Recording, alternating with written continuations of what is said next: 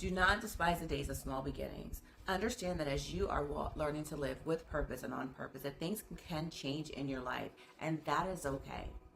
Listen, I'm sure that throughout this time that we've been spending together, learning to live with purpose and on purpose, that you've been thinking a lot about purpose and what it means to you right now.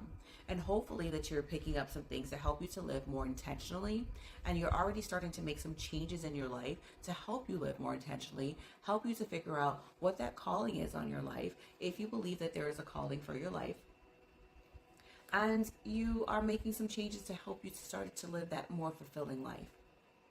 You may even discover or have discovered or rediscovered the passions that you have that will connect you to your calling and to connect you to living a more purpose-driven life. These are all great and amazing things. But what happens when you start off with one thing and then you feel that things are taking you in a different direction? Sometimes it causes us a little confusion because we're like, man, I thought I was doing something great and I feel like I need to kind of shift a little bit. And it throws you off course. But the truth is that it's not throwing you off course. Perhaps it's just allowing you to evolve a little bit more. The problem sometimes is that inner feeling that we're having, like I've done so much work, and it's truly, I've done so much work that I can't change anything. It's like all the work that I have done, it would have been for nothing because now I feel like I'm literally starting all over again. Here's the thing, I have news for you. You're not really starting over again. You're actually just growing. You're growing more into your purpose. You're growing more into who God is calling for you to be. It's called growth. You're evolving, and it's great. Your eyes are opening, your mind is opening, and your heart is opening, and God he's calling you to do a greater thing.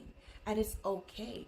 Be willing to allow yourself to move as God is moving, to move as how he is calling you to move, and be able to open your mind and heart up to receive the guidance and direction that he is pulling you to, or he is pushing you towards, so that you can see that what you started out with, that small passion that you had, how it's going to continue to grow. Because see, for you, although it was a burning passion that you have, to you it was great. It was very grandiose, but it's very small on the scale of God.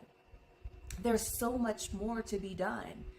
So think about that for a second as you start looking and realizing that, man, this is going to turn out even greater than I expected if you allow that to happen, if you allow yourself to move as God moves in your life.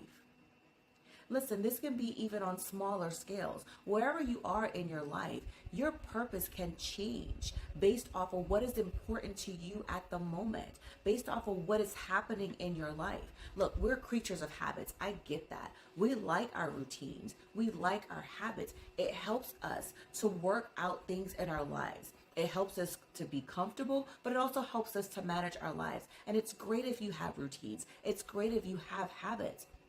But it's also okay to realize that sometimes we have to second guess ourselves as to why we have these habits and why we have routines, and if it is time to pivot or shift our routine for the time that we are in. Because every habit and every routine is not for every time, every circumstance, and every situation. Whatever routine you had, maybe at 20, is not the routine you need at 40. And whatever routine you had at 40 is not the routine you need at 50 or 60. And so we have to be able to pivot or shift accordingly. If you are a young person that did not have a family and you had a routine of how you ran your day from morning to sundown, then by the time you have a family and now you have a different set of responsibilities, you don't have the same routine, and you have to be able to pivot. You have to be able to shift. But then it's vice versa. If you have a family, for instance, say you're a mom and you have small children, then your routine, your habit, your life is more so focused on making sure the children are okay. That is your purpose for right now. But that can shift, because when the children now go off to school, you now find yourself with more time on your hands. So what do? And so it becomes very difficult for you to shift, because you're like, well, I still have my children. You do, but even they have a different routine. And so now you must have a different routine. And so this is a prime time, or prime example of when you must find the time to sit and be intentional with even with your thoughts, to say, what am I doing? Not in a bad way, but what am I doing? What can I do? What's important to me right now? What's important in my life right now? What can I do with this time? Can I reconnect to a career? Can I reconnect with the hobby? Can I reconnect with some other passions that I can now move into and allow God to move through me? So this is what I mean by pivot and shifting. You have to pivot and shift according to the time and seasons in your life, and allow God to move in your life and follow him accordingly. Because even when your children are grown and they are adults, your routine and your life is not the same. So what are you going to do? You can't just lose yourself and think that there is nothing left, because there is so much more life to live.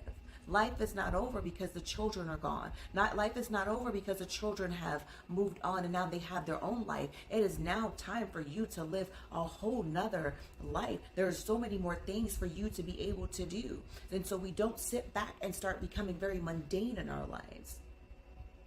It's just time for us to actually get up and realize, wait a minute, I'm not old and gray and I can't sit down and do anything anymore. No, listen.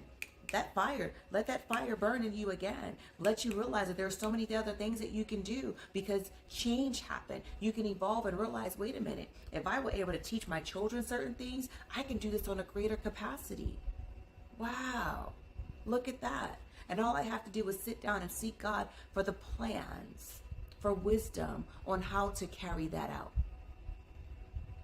So don't despise small beginnings. We have to look at the smaller things, or what we think were smaller things sometimes, things that we were doing once before, and allow ourselves to pivot and change, or pivot and grow, or pivot and evolve as our life evolves, as our life changes, and we can grow and continue to do greater things with God, and as God works through us. We need to switch our focus. And remember, it is okay. It is okay to question yourself. It is okay to question your habits. It is okay to question your routines, so that you can understand what needs to happen next. What's the next big thing that is about to occur in your life? And without that question, you will never know. And then you will never see what you are truly capable of doing. So be intentional. Be intentional. Be intentional with even your thoughts. You want to live your life intentionally and with purpose. This means also thinking about what you are doing and the time and the season that you are in your life. This is a very good way, or the best way, to live purposefully. Learn to shift, learn to grow, and learn to evolve. Whatever you were doing before, it can grow into something even bigger and greater if you allow yourself to grow as God moves you and moves through you. I hope this has been a blessing to you. Make some changes in your life today, no matter where you are, no matter what you've done. And don't think that whatever you have done in the past, that's all you're capable of doing. You're still able to do great and amazing things, as long as you are willing to change, evolve, and grow. My name is Shawanda Randolph. I'm here to help you to live with purpose and on purpose as God created you. I can't wait to see you back here tomorrow.